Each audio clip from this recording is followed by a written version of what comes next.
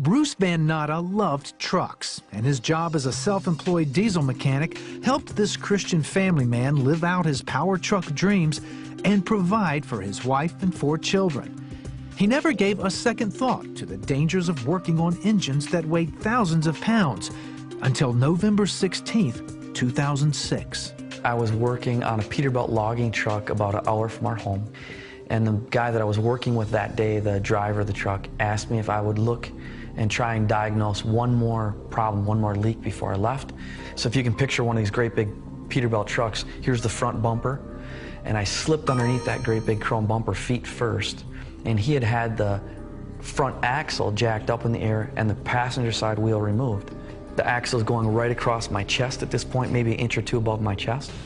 Then just as Bruce slipped under the truck, the 20-ton capacity jack holding up the truck shot out from its position.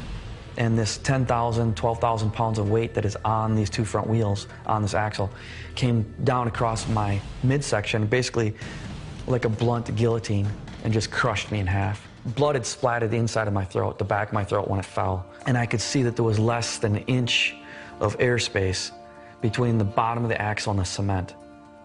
So I knew that I was thinner than my body was thinner than an inch. The man jacked the truck up off of me. I begged him to get me out from underneath the truck. He didn't want to because he could tell that I had to have a broken back, and I did. My vertebrae in my back were cracked the width of the axle. It was the most incredible pain you can think of. I've never felt any kind of pain like that. The very next thing it is, I just called out, "Lord, help me." I called it out twice, "Lord, help me." Instantly, all of the pain left Bruce's body.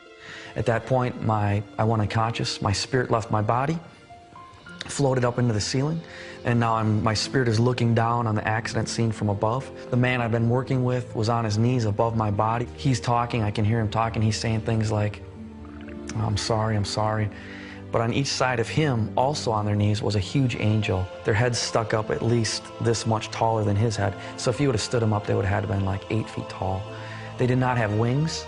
They were just very broad shoulders. Again, between the 2 angels and him, it took up the whole front of this truck. There was a bright light shining around each one of them. They were matching bookends. They looked identical. They just had their arms underneath the truck, not holding the truck up, but had their arms angled in towards my body. There was no pain. In fact, just peace. And I can't even describe, words can't describe the peace that I felt in the ceiling. Bruce knew he had a serious choice to make. I was definitely on the verge of life and death. There were 2 voices, thoughts in my head. One was, shut your eyes, give up and die, and you're just gonna go to heaven anyway.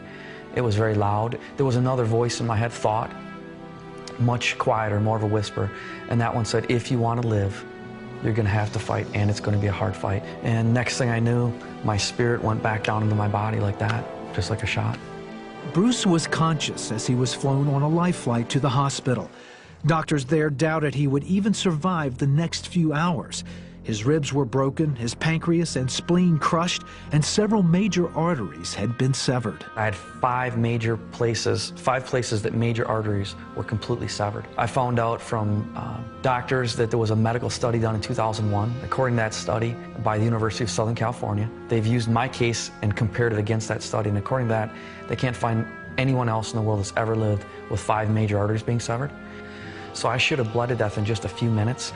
So my thought is the angels were there to somehow hold me together. Bruce stayed in the hospital for over 2 months and survived 5 major surgeries. Yet he had overwhelming obstacles to overcome.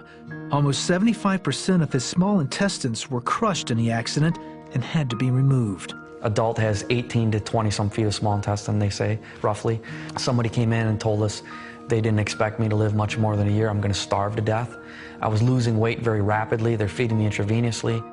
Bruce's once 180-pound frame dropped to 126 pounds. But Bruce's family was praying and his community rallied around him.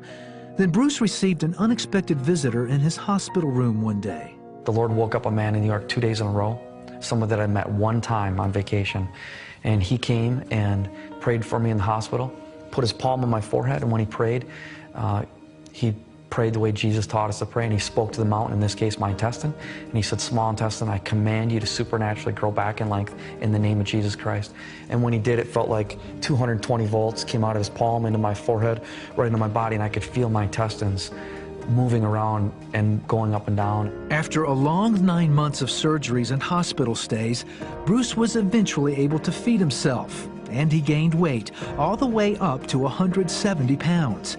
When he returned for testing, radiology reports and doctors confirmed that he had almost 9 feet of small intestine.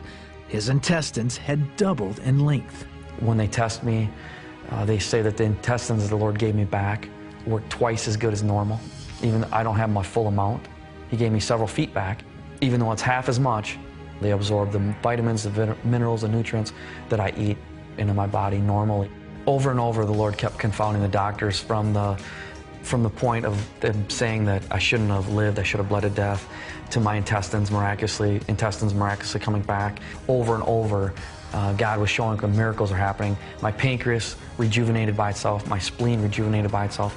Miracle after miracle after miracle. God just kept showing up and showing himself very real and strong, that he is the miracle worker. Today, through their organization, Sweetbread Ministries, Bruce and his family travel together to talk about supernatural healing.